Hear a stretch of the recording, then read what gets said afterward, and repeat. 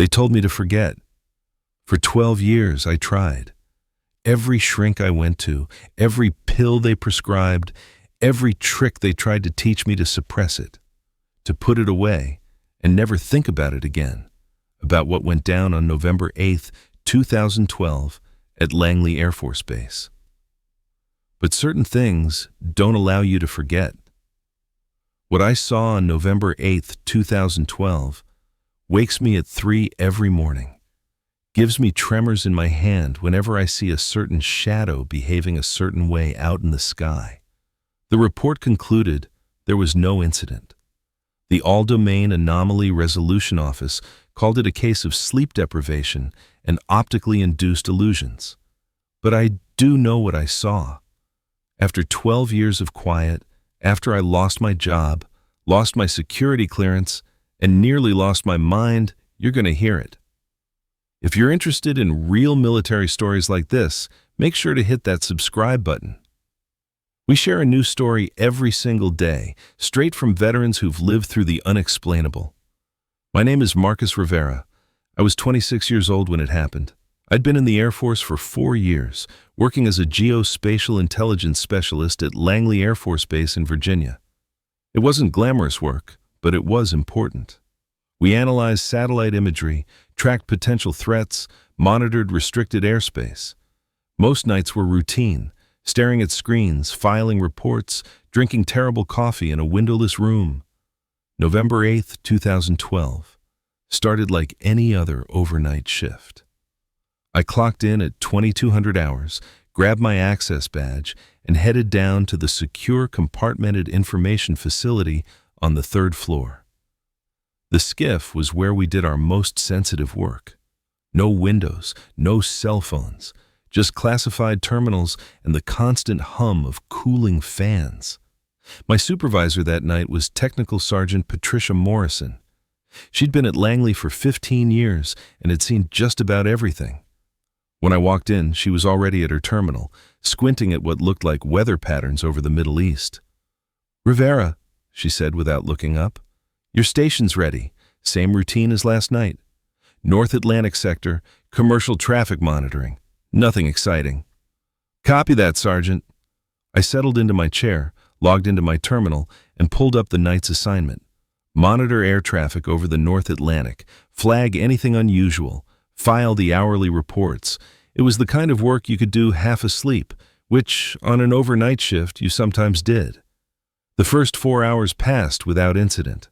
I logged 3 commercial flights, 2 military transport aircraft, and 1 private jet that took a slightly unusual route, but nothing worth reporting. At 0200 hours, I stood up to stretch my legs. My back was killing me from sitting too long. "I'm going to step outside for a smoke break," I told Morrison. She glanced at the clock. 10 minutes. "And you know the rules? Stay in the designated area." The designated smoking area was a small concrete pad behind Building 273, surrounded by a chain-link fence. It wasn't much, but at least you could see the sky. I grabbed my jacket and headed out through the security doors, my badge beeping as I passed each checkpoint. The November air hit me like a wall of cold. Temperature had dropped 15 degrees since I'd clocked in. My breath formed clouds in the amber glow of the security lights. I lit my cigarette and leaned against the fence, looking up at the clear night sky. The stars were incredible that night. Living near a military base, you get used to light pollution, but November 8th was different. The sky was crystal clear, the kind of clarity you only get after a cold front pushes through. I could see the Milky Way, could pick out constellations I'd learned as a kid, but rarely saw anymore. That's when I noticed how quiet it was, unnaturally quiet. Langley sits between Interstate 64 and Newport News. Even at 2 in the morning, there's always ambient noise, the hum of traffic, the occasional plane coming into Norfolk International, the distant sounds of a base that never truly sleeps.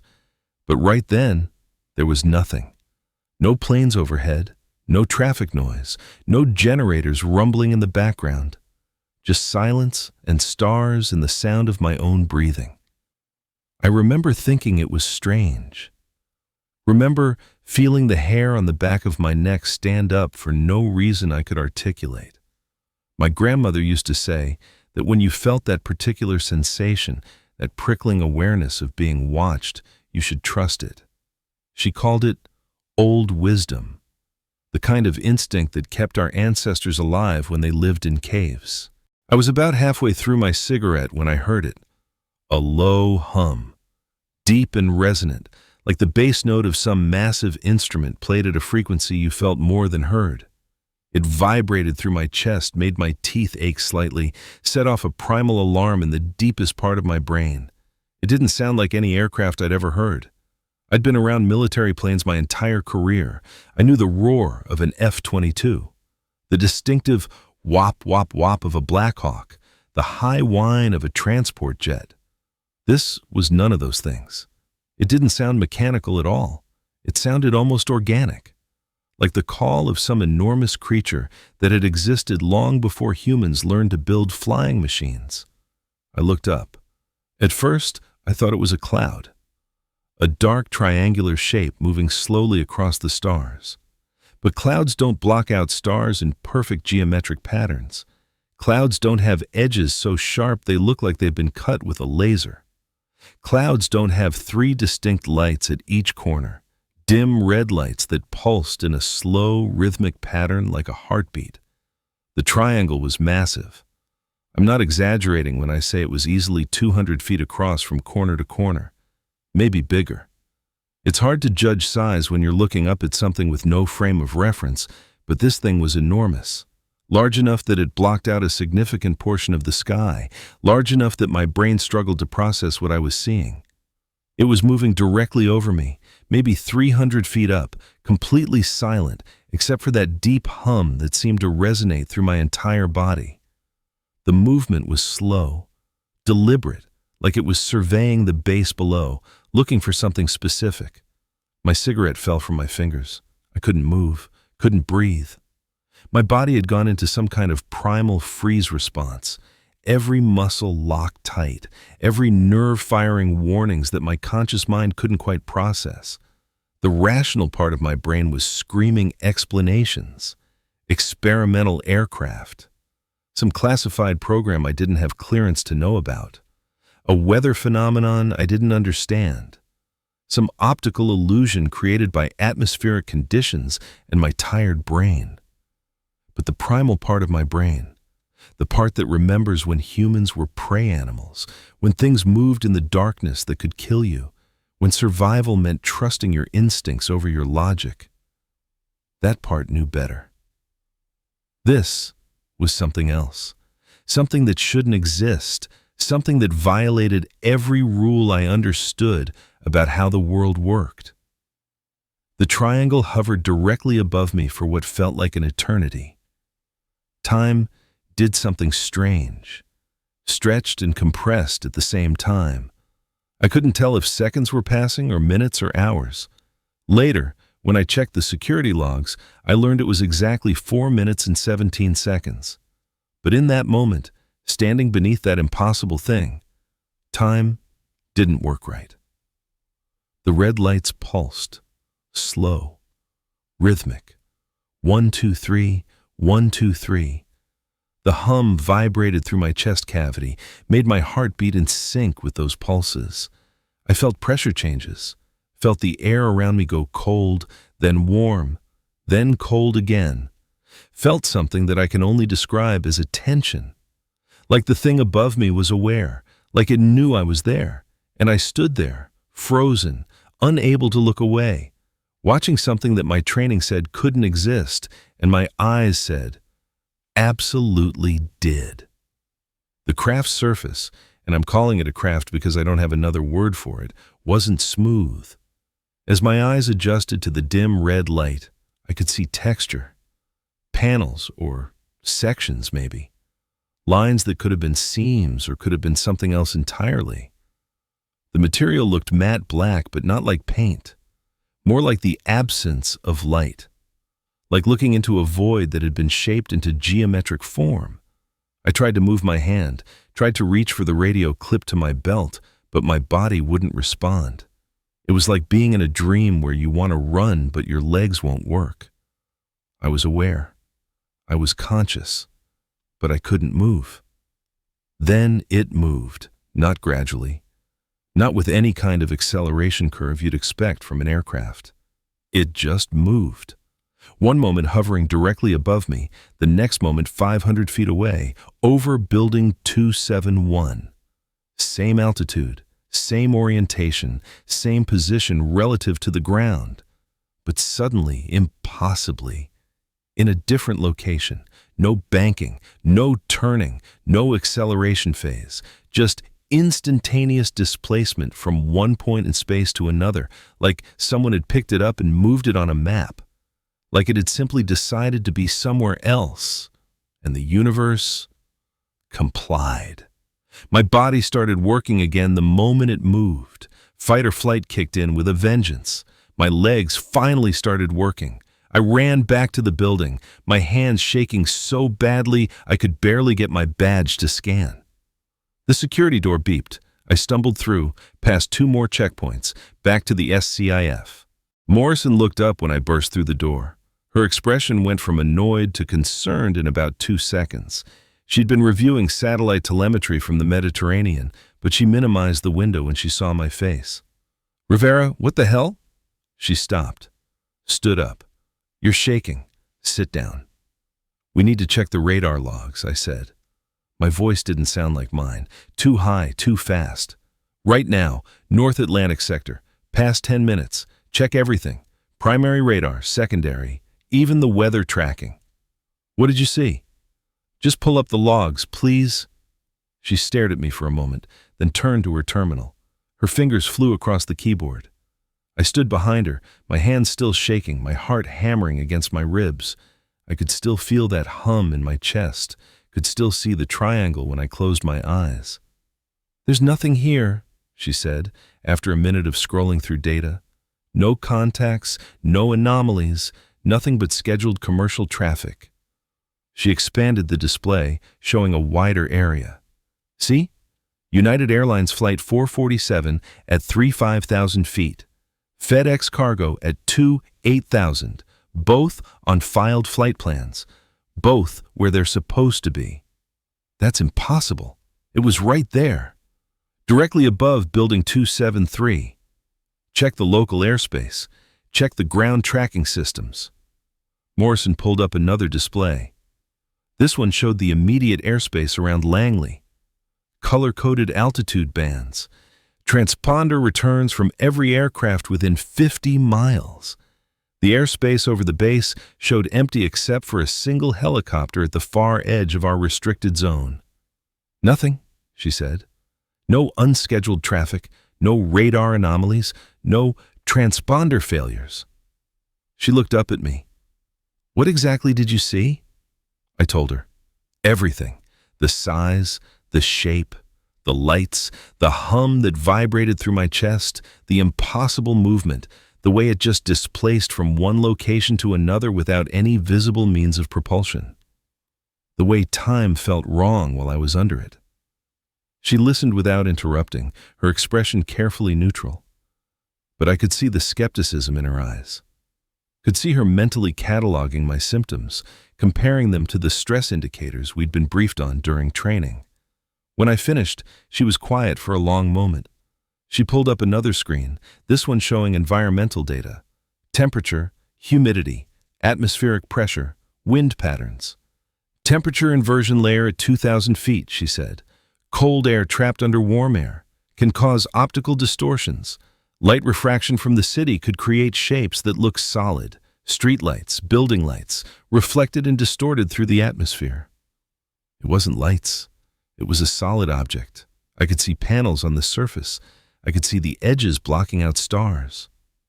"You've been on overnight shifts for 2 weeks straight," Morrison said. Her voice was gentle now. Too gentle. The voice you use with someone who's having a breakdown. "Sleep deprivation can cause vivid hallucinations, visual distortions, auditory phenomena. It's more common than you think, especially in high-stress jobs like ours. I've seen it happen before. I'm not hallucinating. I know what I saw, Sergeant." "Then where is it on radar?" She gestured at the screens. We have 3 separate radar systems covering this base: primary surveillance, secondary, weather radar. All of them were operational. All of them show nothing unusual in that time frame. If something 200 feet across was hovering at 300 feet above us, we would have seen it. Hell, the whole eastern seaboard would have seen it. I had no answer for that. My training told me she was right.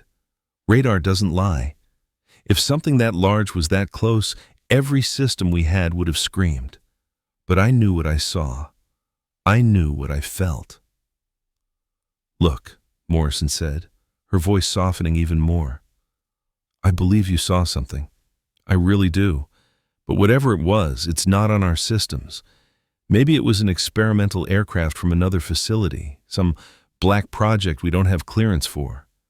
Maybe it was equipment using stealth technology that our radar can't track. Or maybe," she paused, choosing her words carefully, "maybe it was a combination of environmental factors and exhaustion that created an experience that felt absolutely real, but wasn't actually there. So you think I'm crazy? I think you're tired. I think you've been pushing too hard. I think you need rest." She stood up, walked around her desk. "Here's what we're going to do. I'll file an observation report, standard protocol for any unusual sighting.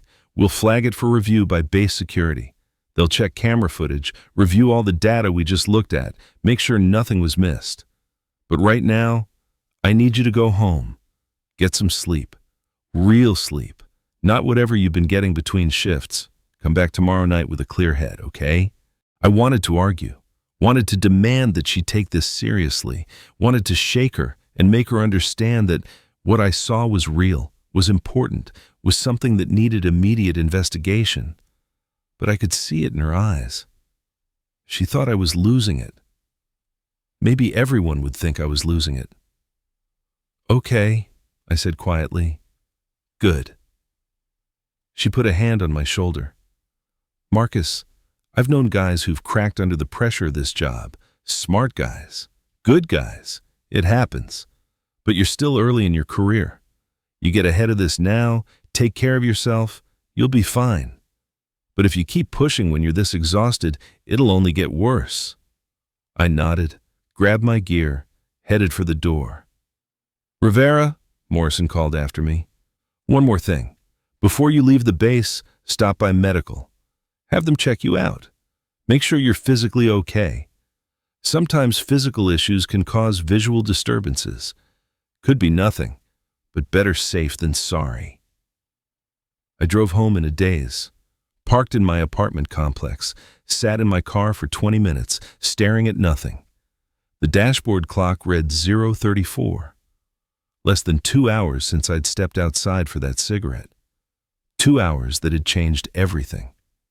When I finally made it inside, I didn't sleep. I lay in bed, staring at the ceiling, replaying those 4 minutes and 17 seconds over and over in my mind. Every time I closed my eyes, I saw the triangle. Saw the way the stars disappeared behind those perfect edges. Felt that hum resonating through my chest. At 0600, I gave up trying to sleep. Made coffee. Sat at my kitchen table with my laptop. Started researching triangular craft, military sightings, radar anomalies. I found more than I expected. Dozens of reports going back decades, different locations, different witnesses, but similar descriptions. Large black triangles, silent movement, sudden displacement. And always, always, the official explanation: weather phenomena, optical illusions, mistaken identification of conventional aircraft. I found a case from Belgium in 1990. Multiple police officers, ground observers, and fighter pilots all reporting triangular craft, tracked on radar by 2 F-16. The Belgian Air Force admitted they had no explanation, but in the official record, it was listed as unidentified. I found reports from Illinois in 2000. Multiple witnesses, including police officers, describing a massive triangular craft with lights at each corner. Same silent movement, same impossible displacement. Official explanation: planet misidentification, and group hallucination. I found a report from Texas in 2008.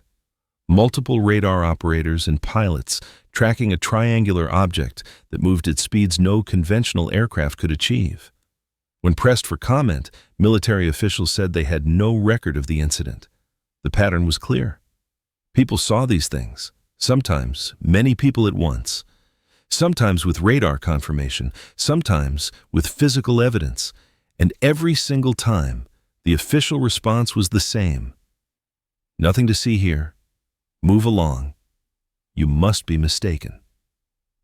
I took screenshots, saved articles, built a folder of evidence. Not that it would matter.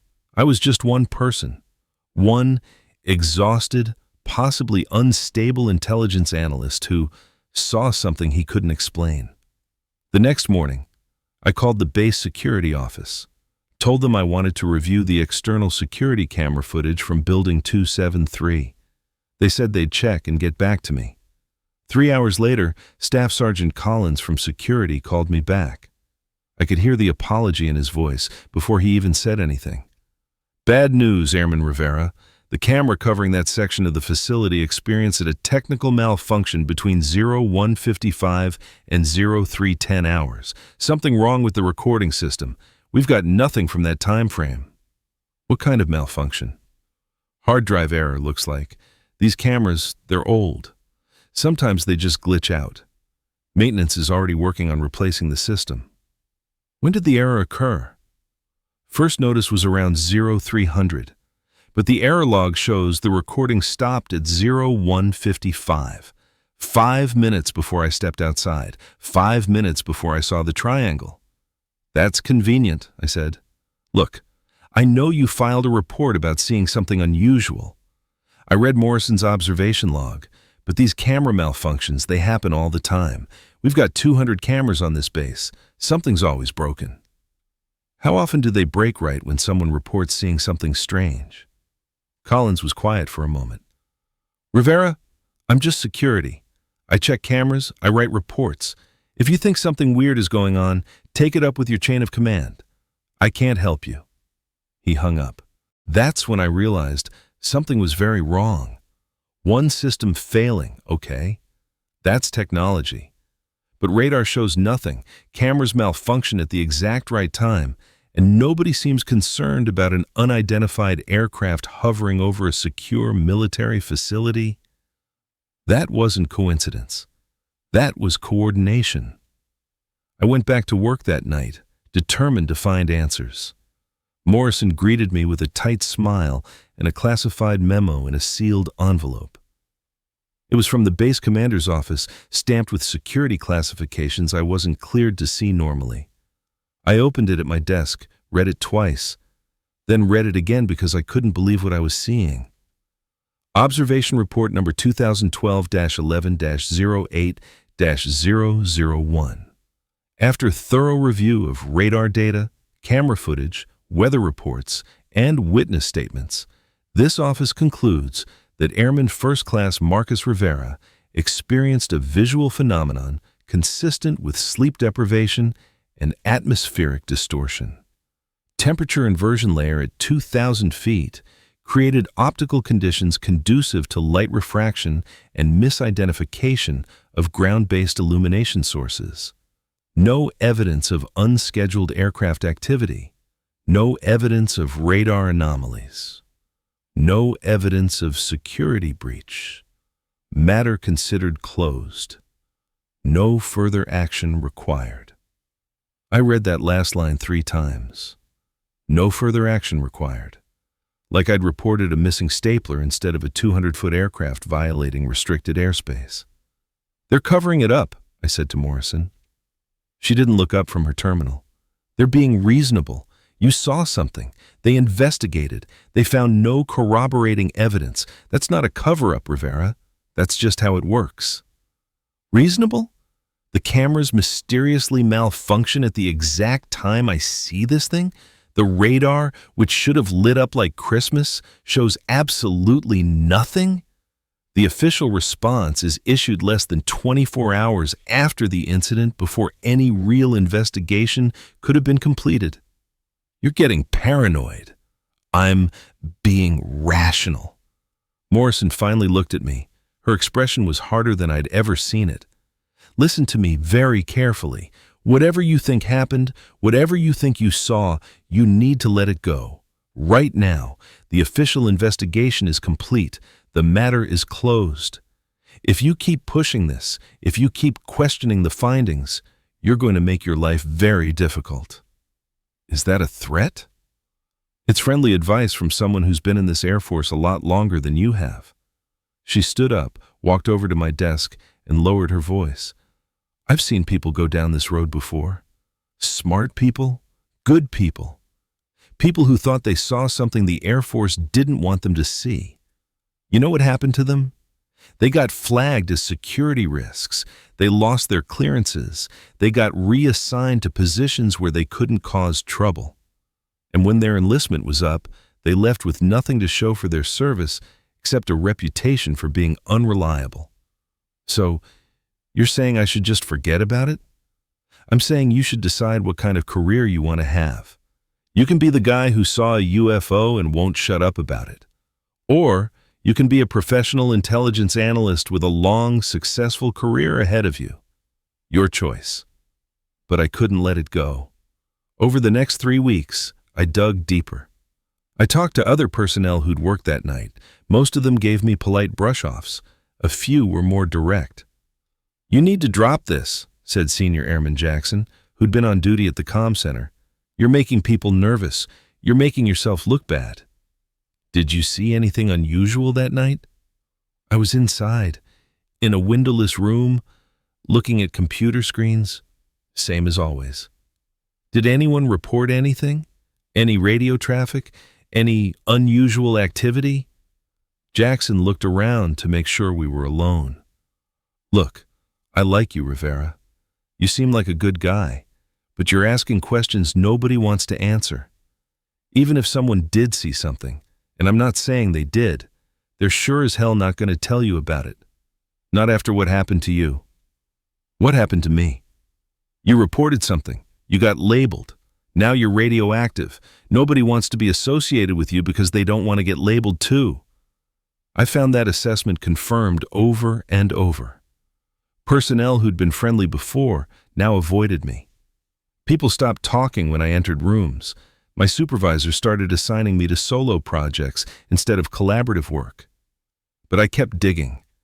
I filed a formal request to interview anyone else who might have been outside around 0200 hours. I reviewed every piece of radar data I could access, looking for gaps or anomalies in the systems. I submitted detailed technical analysis of why our radar might have failed to detect the craft. None of it went anywhere. Every request was denied. Every analysis dismissed. Every piece of evidence I tried to gather was blocked by security protocols or clearance requirements. Finally, I made my biggest mistake. I compiled everything I had, all my research, all my technical analysis, all the inconsistencies I'd found in the official report, into a detailed, written document. 23 pages of evidence and argumentation. I cited specific Air Force regulations about reporting unidentified aircraft. I attached my own calculations, showing that our radar systems should have detected an object of that size and altitude. I included references to similar sightings in military records going back decades, and I submitted it directly to the base commander, requesting a formal inquiry under Air Force Regulation AFI 10-206, which covers operational reporting procedures. Looking back now, I can see how naive that was. How I actually believed that presenting a well-researched, thoroughly documented case would make a difference. How I thought the system was designed to uncover truth rather than bury uncomfortable questions. The response came exactly 1 week later. I was summoned to a conference room on the 5th floor, not my usual building, a facility I'd never been to before. The kind of place where important people had important meetings, where careers got made or ended behind closed doors. 3 men in civilian clothes were waiting for me. No nameplates on the conference table, no introduction. Just 3 men in dark suits with federal badges clipped to their belts. The kind of badges you don't see often. The kind that mean these people have authority that transcends normal military hierarchy. The lead investigator, tall, gray-haired, with eyes that looked like he'd stopped finding anything surprising decades ago, gestured for me to sit. The chair was deliberately positioned. They sat with their backs to the windows. I faced the light. Old interrogation technique makes the person being questioned uncomfortable, makes it harder for them to read the expressions of the people asking questions. "Airman First Class Marcus Rivera," he said. Not a question, a statement. He already knew who I was, probably knew more about me than I knew about myself. "I'm Special Agent Hartford with the Defense Intelligence Agency. These are my colleagues." He gestured vaguely at the other 2 men. They didn't introduce themselves, didn't need to. "We're here to discuss your recent reports regarding an alleged, unidentified aerial phenomenon." I sat, tried to keep my hands still on the table. Failed. "Am I in trouble?" "That depends entirely on you." Hartford opened a folder. Inside were photographs, my service record, my psychological evaluation from basic training, background check documents, my high school transcript, my credit report, and page after page of surveillance logs. Every conversation I'd had in the past 3 weeks, every person I'd talked to, every database I'd accessed, every email I'd sent. They'd been watching me. Everything. Everyone. "You filed multiple reports," Hartford continued, his voice perfectly level, perfectly professional. "You've requested interviews with 17 different base personnel. You've accessed classified radar data without proper authorization on 6 separate occasions. You've contacted external websites and forums discussing unidentified aircraft. You've disrupted normal operations and created a climate of paranoia and distrust among your colleagues, all based on what can only be described as an obsession with an event that never happened. It did happen. I saw it." Hartford stared at me for a long moment. Then he closed the folder, folded his hands on top of it. The gesture was deliberate, controlled. Everything about this man was controlled. "Airman Rivera, do you know what my job is?" "DIA investigation, I assume?" "Part of it, but specifically, I investigate security breaches. I identify threats to classified programs. I determine whether personnel with access to sensitive information represent risks to national security." He leaned forward slightly. "Do you understand what I'm saying to you?" I understood perfectly. He was threatening me, not overtly, nothing that could be quoted later or used in a formal complaint. But the message was clear. "No corroborating evidence supports your claim," he continued. "No radar contact from 3 separate tracking systems.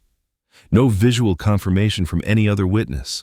No photographic evidence. No physical trace. No camera footage. Nothing but your testimony, which, given your recent behavior and psychological state, must be evaluated with appropriate skepticism." The camera footage was deleted.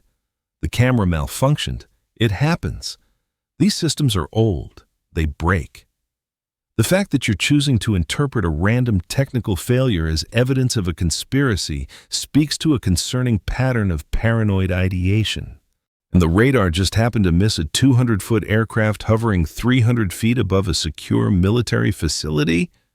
One of the other men, the one on Hartford's left, younger, with cold eyes and a scar across his knuckles, spoke for the first time. "Do you know how many objects our radar systems track in a single day? Thousands. Birds, weather balloons, atmospheric anomalies, commercial aircraft, private planes, drones. The system is designed to filter out noise, to focus on actual threats. If your alleged aircraft didn't appear on our systems, there are 2 possible explanations. Either it wasn't there, or it was using technology specifically designed to avoid detection. Which do you think is more likely? I think someone doesn't want me talking about what I saw. Hartford sighed, pulled out another document. This one had my signature at the bottom, my security clearance agreement, the document I'd signed when I first got access to classified material. When you signed this, he said, you agreed to certain terms. You agreed that any information you accessed in the course of your duties would remain classified. You agreed that you would not discuss that information with unauthorized personnel. You agreed that violation of these terms could result in criminal prosecution under the Espionage Act. I haven't disclosed any classified information. You've talked to civilian websites about military radar capabilities. You've discussed specific base security procedures with unauthorized individuals. You've attempted to reconstruct classified tracking data using personal computing resources. He slid the document across the table. Every one of those actions represents a potential violation. Every one could be prosecuted. The room felt very small suddenly, very quiet. But we're not here to prosecute you, Hartford continued. We're here to help you, because I think you're a good airman who's made some poor decisions under significant stress. I think you experienced something that your mind couldn't process correctly. I think sleep deprivation and the pressure of your work created a vivid hallucination that felt absolutely real. And I think if you continue down this path, insisting that you witnessed something that every available piece of evidence says didn't happen, you're going to destroy your career and possibly your freedom. He pulled out another document. This one was a recommendation for immediate psychological evaluation, signed by my commanding officer, countersigned by the base psychiatrist I'd never met. You're being placed on administrative leave effective immediately, Hartford said, pending completion of a full psychological evaluation to determine your fitness for continued access to classified material. The evaluation will be conducted over a period of not less than 4 weeks by Dr. Sarah Mendez, a licensed psychiatrist with DOD clearance. You will attend all scheduled sessions. You will comply with all recommended treatments, and at the end of that period, we will determine whether you can return to your duties or whether alternative arrangements need to be made. Alternative arrangements: reassignment to non-classified duties, medical discharge, disciplinary action if we find evidence of willful misconduct. The outcome depends entirely on how you conduct yourself during this evaluation period. I stared at the document, at my commander's signature, at the psychiatrist's name. I don't have a choice, do I? Everyone has choices, Airman Rivera. You can choose to accept help. Accept that you experienced a stress-induced episode. Put this behind you and return to your duties with the understanding that this topic is closed. He leaned forward again. Or you can choose to continue insisting that you saw an unidentified aircraft that no one else saw, that no system detected, that left no trace of its existence. You can choose to become known as the airman who sees things that aren't there. You can choose to end your career at 26 years old with a psychiatric discharge and no prospects for future employment in any field requiring security clearance. The third man, who'd been silent this whole time, finally spoke. His voice was softer than the others, almost gentle. Marcus, we know this is hard. We know you believe what you saw was real. But sometimes our minds play tricks on us. Sometimes stress and exhaustion create experiences that feel absolutely genuine, but aren't based in reality. There's no shame in that. It happens to good people all the time. The shame would be in refusing to acknowledge it, in letting pride destroy your future. Hartford stood. The other 2 men stood with him. You have 72 hours to report to Dr. Mendez for your first evaluation. Use that time to think carefully about which path you want to take. The path toward recovery and a successful career, or the path toward isolation and failure. They left.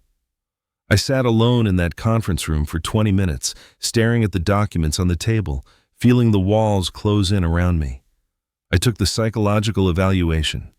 Spent 2 hours every Tuesday and Thursday for 6 weeks in Dr. Mendez's office. A small room on the 3rd floor of the medical building. Beige walls, uncomfortable chairs, a desk with exactly 3 items on it: a notebook, a pen, and a box of tissues. Dr. Mendez was in her mid-40s, calm, professional. She had a PhD from Georgetown and 20 years of experience evaluating military personnel for psychological fitness. She'd probably seen everything, heard every story, identified every kind of mental breakdown the human mind could experience under the pressure of military service. The first session, she just asked me to talk, tell her about my background, my family, my reasons for joining the Air Force, my career goals. She took notes constantly, never made eye contact. Every word I said went into that notebook, to be analyzed and categorized and used to determine whether I was psychologically fit to continue serving my country. The second session, she asked about the incident. I told her everything again. The triangle, the lights, the hum, the impossible movement. She listened without interrupting, took more notes. When I finished, she asked a simple question. How do you feel about the fact that no one else saw it?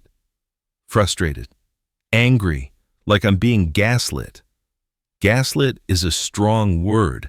It implies intentional manipulation. Do you believe people are intentionally trying to make you doubt your own perception? I think people are intentionally ignoring evidence that makes them uncomfortable. What evidence? The radar failure, the camera malfunction, the timing of both, the speed at which the official report was issued, the pressure to stop investigating. Or, she said gently, technology failed in a way that's entirely normal and coincidental. And the official report was issued quickly because the investigation found nothing that required extended analysis. And people are concerned about your well-being because you're exhibiting signs of acute stress disorder. I'm not crazy. No one is saying you're crazy, Marcus. Crazy isn't even a medical term. What we're talking about is whether you experienced a genuine external event or whether your mind created an experience in response to extreme stress. Both are valid psychological phenomena. Both feel absolutely real to the person experiencing them. The question isn't about your sanity. It's about what actually happened. Session after session, we circled the same territory. She was skilled, never confrontational, never dismissive, just calmly, professionally, persistently suggesting that maybe I'd experienced a stress-induced hallucination, that maybe my mind had created this elaborate experience to deal with pressures I wasn't consciously acknowledging. And slowly, despite myself, I started to doubt. Not that I'd seen something. I knew I'd seen something. But what I'd seen? Maybe it wasn't what I thought. Maybe the size had been distorted by perspective. Maybe the movement had been an optical illusion created by my brain trying to process something it didn't understand. Maybe the hum was tinnitus brought on by exhaustion. Maybe. By the 6th week, I was exhausted. Not from lack of sleep, from the constant questioning, the constant self-doubt, the constant pressure to accept a narrative that made everyone else comfortable, even though it felt wrong. At the final session, Dr. Mendez closed her notebook and gave me a thin smile. "You're experiencing acute stress disorder with paranoid features," she said. "Common in high-pressure work environments, especially among intelligence personnel who deal with classified information. The nature of your work, constantly looking for threats, constantly analyzing incomplete data, constantly maintaining secrecy, creates psychological stress that can manifest in various ways. In your case, it manifested as a vivid hallucination that incorporated elements of your work environment." I'm not hallucinating. The hallucination is over. What remains is your difficulty accepting that it happened. That's the paranoid feature. The belief that people are working against you. That evidence has been suppressed, that there's a conspiracy to hide the truth. These are classic symptoms of stress-induced paranoia. So I'm crazy. You're stressed. You need treatment. We're recommending medication, a low-dose anti-anxiety medication to help regulate your stress response, and continued counseling sessions bi-weekly to help you process this experience correctly. And if I refuse? Then we have to question your fitness for continued access to classified material, because refusing treatment for a diagnosed psychological condition suggests either lack of insight into your own mental state or willful disregard for professional medical advice. Either way, it raises concerns about your judgment. I took the medication, attended the counseling sessions, nodded and agreed that yes, I must have been mistaken. Yes, sleep deprivation could cause vivid hallucinations. Yes, I understood that what I thought I saw wasn't real. Yes, I was grateful for the help I was receiving. Yes, I was ready to move forward. They cleared me to return to duty after 8 weeks total. New assignment, new supervisor. Same skiff, different desk, different section. I'd be analyzing satellite imagery of maritime traffic in the South China Sea. Important work, necessary work. Work that kept me away from anything that might remind me of that night. Everyone was professional. Everyone was careful around me. Everyone knew I was the guy who had some kind of breakdown. The guy who saw things. The guy who needed to be handled carefully. I kept my head down. Did my work. Didn't talk about what happened. Didn't pursue any investigations. Didn't ask questions. Just analyzed images, filed reports, and went home at the end of each shift feeling like a stranger in my own life. Tried to be normal. Normal was over. 6 months later, my security clearance came up for routine 5-year renewal. It should have been automatic. I'd never had any security violations. My performance reviews were solid. My psychological evaluation had cleared me for continued duty. There was no reason for any issues. But the renewal was delayed. Standard additional review, they said. Happens sometimes. Nothing to worry about. 2 weeks later, I was called into another conference room. Different investigator this time. A woman named Agent Keating. Same federal badge, same coal deficiency. Same folder full of my life, documented in bureaucratic detail. We have concerns about your suitability for continued access to sensitive compartmented information, she said without preamble. No small talk, no easing into it, just straight to the point. Your recent psychological evaluation, your documented incident involving reported unidentified aerial phenomena, your persistent questioning of official findings, your tendency toward what the evaluating psychiatrist characterized as paranoid ideation. I was cleared for duty. Dr. Mendez signed off on my fitness for continued service. She cleared you for duty. That's different from maintaining access to top-secret/sensitive compartmented information. There are different standards, different thresholds of reliability, and there are questions, legitimate questions, about whether you can be trusted with the kind of information you access every day. Based on what? One incident? One evaluation?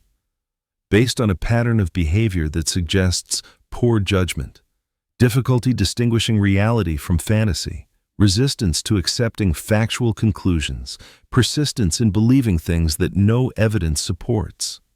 She slid a document across the table.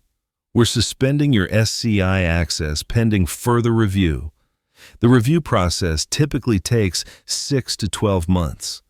During that time, you'll be reassigned to duties that don't require special access. You're destroying my career. We're following established procedures for personnel who present potential security risks. If the review finds no continuing concerns, your access will be restored. But until then, We have to err on the side of caution. This is retaliation. This is risk management. You reported seeing something that multiple systems say didn't exist. You refused to accept the official findings. You continued investigating when told to stop. That behavior raises questions about your judgment and reliability. Those questions need to be answered before we can trust you with access to our most sensitive intelligence. And just like that, I was done. No clearance meant no intelligence work. No intelligence work meant no position worth holding in the Air Force. I was reassigned to administrative duties, filing paperwork, managing supply requisitions, answering phones, the kind of work they give someone they're pushing out the door. I lasted 3 more months before I couldn't take it anymore. Submitted my resignation. They accepted it immediately. 4 years of service. An exemplary record up until one night in November.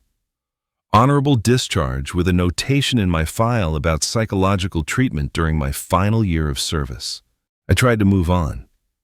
Applied for a position with Northrop Grumman. They were impressed by my experience. Called me in for 3 rounds of interviews. Made it all the way to the final stage before their security team pulled my background. Saw the suspended clearance. Saw the psychological evaluation notes. Called me 2 days later to say they'd decided to go with another candidate. Tried Lockheed Martin. Same result. Raytheon. Same result. General Dynamics. Booz Allen Hamilton. SAIC. Every major defense contractor had the same response. Impressive resume. Concerning security history, thanks, but no thanks. Tried federal positions. CIA analyst. NSA technical specialist. DIAA intelligence officer. Each application automatically rejected at the background check stage. No clearance meant no job. And the fact that my clearance had been suspended rather than simply expired meant there were questions, red flags, reasons to look elsewhere. I was blacklisted. Not officially. Nothing in writing. Nothing I could appeal or contest. Just a quiet understanding among people who make hiring decisions in the national security community. Marcus Rivera is unreliable. Paranoid. Someone who sees things that aren't there. Someone who can't be trusted. For 11 years, I lived with that label. Moved to Denver. Took a job doing IT support for a small consulting firm. Nothing classified, nothing important. Just helping people reset their passwords and troubleshoot printer problems. Avoided news about the military. Avoided thinking about that night. Tried to pretend that part of my life had never happened. I dated a woman named Jessica for 2 years. She was a teacher, kind, patient, understanding when I woke up at 3 in the morning from nightmares I wouldn't discuss. She never pushed me to talk about my time in the Air Force, never asked why I'd left, never questioned why I seemed so uncomfortable whenever planes flew overhead at night. We broke up when she asked me to move in with her, and I couldn't explain why the idea of commitment terrified me.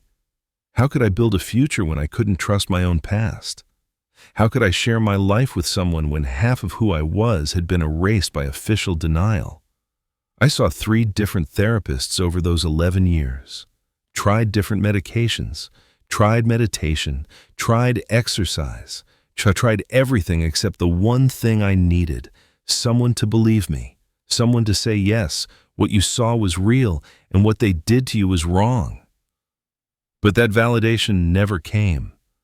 So I learned to live with the doubt, learned to smile and nod when people talked about mental health, learned to keep my story to myself, learned to be smaller, quieter, less sure of everything. Then, in September of 2025, I saw it on the news, a congressional hearing on unidentified anomalous phenomena. It was all over the news, C-SPAN broadcasting live from a packed committee room. Whistleblowers in military dress uniforms testifying under oath about objects that defied physics.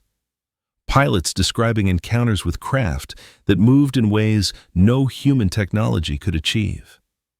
Intelligence officers talking about systematic suppression of reports and retaliation against personnel who came forward.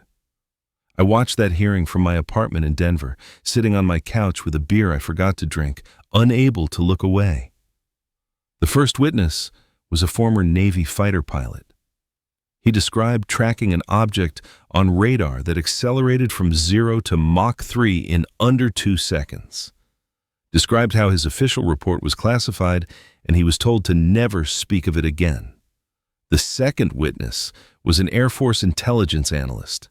She described seeing a triangular craft hovering over a secure facility. Described being pressured to recant her report. Described losing her security clearance when she refused. The third witness was a man named Dylan Borland, former Air Force geospatial intelligence specialist, stationed at Langley Air Force Base.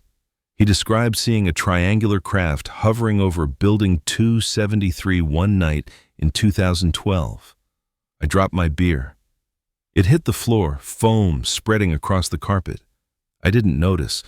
Borland was describing my experience. Not similar. Not close. Exact. The same base, the same year, the same impossible craft with 3 red lights pulsing in sequence, the same sudden displacement, the same radar failure, the same camera malfunction, the same official dismissal, the same career destruction. I was told I was hallucinating, Borland said, his voice steady but tight with emotion. I was told I was paranoid.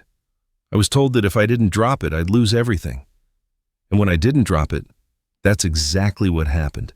My clearance was suspended. My career ended. I was blacklisted from every job that required security background checks. For 13 years, I've lived with the label of being unreliable, mentally unstable, someone who sees things that aren't there. The committee chair, a senior congressman from Maryland, leaned forward. And what do you say to those who claim you simply experienced a stress-induced hallucination? I say they're either mistaken or lying. I know what I saw. I know it was real. And I know I wasn't the only one who saw it, because 2 days after my official report was filed, another airman came to me privately, told me he'd seen the same thing from a different location on the base, told me he wanted to come forward but was too scared of what would happen to his career. I respected his decision to stay silent, but I knew then that I wasn't crazy. I knew what I saw was real, and I knew the Air Force was covering it up. They questioned him for 45 minutes, asked about the technical details, the timeline, the official investigation, the pressure he faced, the retaliation he experienced. He answered every question with specific, verifiable facts, dates, times, names, documents. Other witnesses followed. A former Marine who'd seen similar objects over Al-Assad Air Base in Iraq. A Navy radar operator who'd tracked objects moving at impossible speeds off the coast of San Diego. An Army helicopter pilot who'd encountered a silent black triangle while flying over Joint Base Lewis McChord. The stories were different, but the pattern was identical. Credible witnesses, multiple system failures during the events, official dismissals, career destruction for anyone who refused to stay quiet. I watched that entire hearing, 3 hours of testimony. Then I sat in silence for another hour, staring at the blank television screen, feeling something shift inside me. They were telling my story. Our story. The story of dozens, maybe hundreds of military personnel who saw something real and were punished for having the courage to report it. I made a decision that night. I pulled out my laptop, Googled the Congressional committee, found their official contact information, and I wrote an email. My name is Marcus Rivera. I was an Air Force intelligence analyst stationed at Langley Air Force Base. On November 8, 2012, I witnessed an unidentified triangular aircraft hovering over a secure facility. I reported it. I was told I was hallucinating. My career was destroyed. I've been silent for 13 years. I'm ready to tell my story. I sent it at 23:30 hours. Didn't expect a response. Figured it would disappear into some congressional intern's spam folder. I got a phone call the next morning. A woman named Rachel Martinez, senior counsel for the House Permanent Select Committee on Intelligence. She asked if I could talk. I said yes. She asked if I could come to Washington. I said when. 2 weeks later, I was sitting in a hotel room in Arlington, preparing for my testimony. Martinez had interviewed me 3 times by then, taken detailed notes, verified my service record, confirmed my clearance suspension, tracked down my psychological evaluation records, built a timeline of everything that happened. Your story corroborates everything Dylan Borland reported, she told me during our final prep session. Same base, same year, same type of craft, same official response, same retaliation. The committee wants to hear from you. Are you ready? I wasn't. How could I be? For 13 years, I'd been told I was wrong, that what I saw wasn't real, that I was mentally unstable for believing otherwise. And now I was being asked to testify under oath in front of Congress that the United States Air Force had lied to me and destroyed my career to cover up something they didn't want acknowledged. But I said yes anyway. The hearing was closed door, no cameras, no press, just members of Congress, their staffers, a court reporter, and me. They asked detailed questions. What did you see? When did you see it?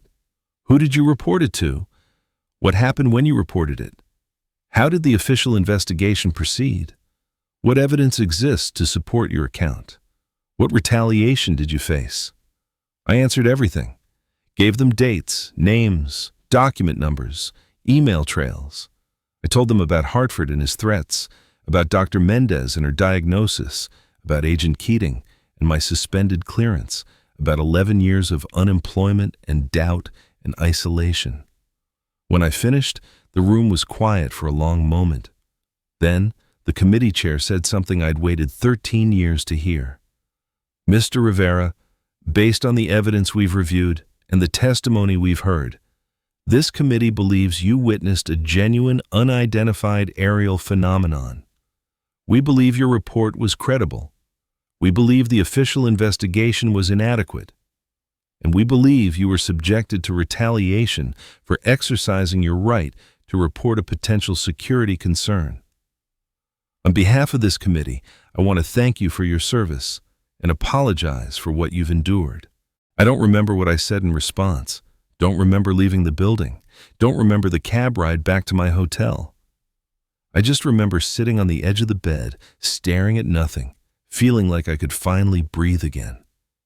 They believed me. After 13 years of doubt and denial and gaslighting, someone with authority and power had looked at the evidence and said, "You were right. What you saw was real. What they did to you was wrong." When I walked out of that building, something had changed. Not in the world, not in the official story, but in me. I had told the truth. I had refused to forget. And for the first time in 12 years, I could breathe again. A week after my testimony, I received a call from an unfamiliar number. It was an attorney with the Department of Defense. My security clearance suspension had been reviewed. In light of recent information, they were reversing the decision. My clearance would be restored. An apology letter would be forthcoming. I didn't go back to intelligence work. That part of my life was over. But having my name cleared meant everything. It meant I wasn't crazy. It meant what I saw was real. It meant they could no longer silence me. The official report still says nothing happened that night at Langley. The All-Domain Anomaly Resolution Office still classifies my sighting as unexplained atmospheric phenomena. But the truth is out there now, in congressional records, in sworn testimony, in the stories of dozens of witnesses who refuse to forget.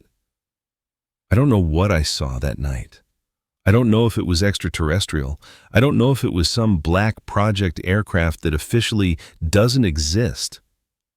I don't know if it was something else entirely, something we don't have words for yet. But I know it was real. I know it changed my life. And I know that telling the truth was worth every sacrifice I made. They wanted me to forget. I refused, and that made all the difference.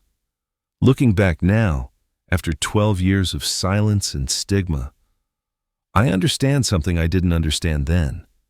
The cover-up wasn't about protecting national security. It was about protecting a narrative. The narrative that says we understand everything we see in our skies. That says our military has complete control over our airspace. That says there are no mysteries left that can challenge our understanding of reality. But I was there that night. I saw the triangle. I felt the hum. I watched it move in ways that violated every law of physics I understood. And I know I wasn't the only one. Have you ever seen something you couldn't explain? Something that changed the way you see the world? Leave your story in the comments. You're not alone, and you're not crazy. Sometimes the truth is stranger than any explanation they'll give you. If this story resonated with you, please hit that like button and subscribe to our channel. We share a new military story every single day, stories that deserve to be told, from veterans who've lived through the impossible. Thank you for listening.